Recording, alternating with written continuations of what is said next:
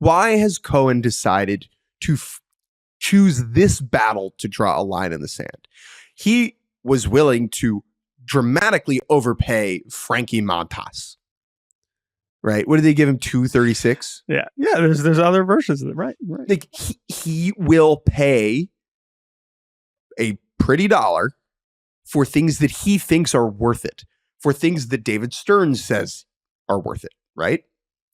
And for whatever reason, Alonso so far has not met that threshold. Now, I raised this idea to you, I think, by text. Is this just Cohen drawing a line in the sand and saying, I will invest great sums of money in my team, but I will not be taken advantage of. I am not a piggy bank. Do not try and swindle me. I'm a business boy. I know what I'm doing. Maybe. But he's going to have to continue to negotiate with Scott Boras. He's already signed 2 deals. 3 deals with Boras this winter. Yeah. With Minaya and Soto.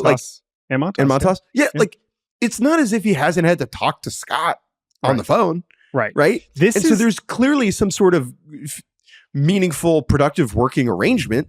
So something has to be going on here that is to me. Because it's not like Steve Cohen just rolled out of bed and was like, I'm going to be a hard ass about the Pete Alonso one. Yeah. So that fascinates me. I think he's being honest. I think what it is, very bluntly, is Pete Alonso is the kind of player. Now, we defended his merits as a player that you should want on your team last week, and I could do it again now. But it's more about that Scott Boras is like, this is one of the best first baseman free agents we've ever seen, and he deserves a 5-6 year deal of a lot of money. And they have no interest in a deal of that length. I still go back to the same thing where it's just like, wow, the fact that they turned down an extension that they did, the fact that the Mets were willing to give him that extension at the time when Steve Cohen was in charge, David Stearns was in charge, like that, what changed then? To me, that tells me that they viewed his 2024 as like a meaningful step back and like a trend in the direction that they think, oh, he's getting so much worse. I personally don't agree with that. Like, I understand that he struck out more and it was technically his worst season of his career, but that's still a player that I would want to have on my team. But there's a gap. There's a difference. This is June of 2023. Yep. 7 years, $158 million. And now the Mets' best offer was like $370. 70. So that tells me that they think he's gotten a lot worse since then.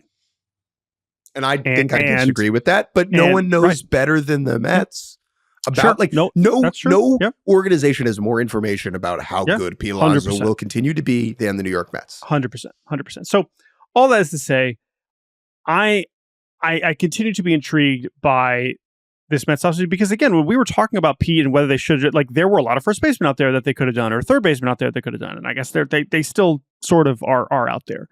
But I'm just really intrigued as you look at this Mets offseason in totality. If you're swapping in Juan Soto for Pete Alonso, that's an upgrade, right? And you look, okay, Jose Siri for Harrison Bader is kind of similar thing. You've replaced Luis Severino and Jose Quintana with Frankie Montas and Clay Holmes, which is like, interesting. Sure. Sure. You've kept Sean Manaea and Jesse Winker. AJ Minter makes your bullpen better. So it's like, okay, you got better. Like, Juan Soto's amazing, and that's good. But I guess I'm looking at this as like, okay, so let's say you refuse to compete. Like, is there another move here that I'm not seeing where I'm like, hell yeah, what an offseason? Like, obviously getting Juan Soto is a huge win, but I'm struggling to see what that is. So maybe we're wrong, and Brett Beatty's going to be awesome, and Mark Vantos is going to be even better, and all those things. That's all possible. But that's where I'm at with this Mets offseason. Is like, all right, like, that's fine. If you want to draw the line in the sand, say we have a lot of expensive players, we can't fit Pete in with whatever. Like, that's fine. Is there something else that I'm missing? Is there still another move where I can be like, all right, good, Mets, yes, World Series contender for sure? Because right now they look like a good team, but I'm still a little bit like, it's not quite as, going for it as you would maybe associate with giving one player $800 million. So that's kind of where I'm at with the Mets. But it is interesting. Do I think it's a big deal? I think it's closer to not a big deal. I think it's more of just transparency, that unique transparency.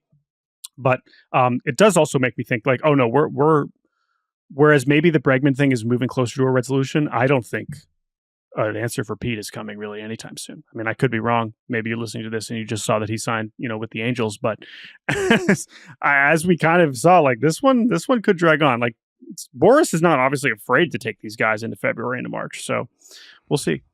Pitchers and catchers will report with Pete Alonso as a free agent. You heard it here first.